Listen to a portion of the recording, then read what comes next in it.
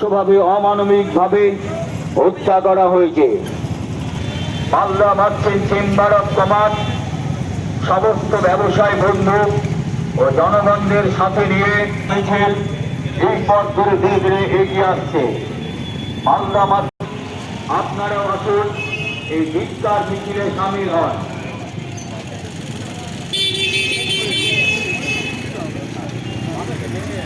বন্ধুগণ, সকলেই অবগত রয়েছেন যে পঞ্চম শ্রেণীর Malda merchant chamber of commerce সমস্ত ব্যবসায় বন্ধু ও জনগণদের সাথে নিয়ে প্রতিবাদ ধিক্কার মিছিল এই পথ ধরে ধীরে ধীরে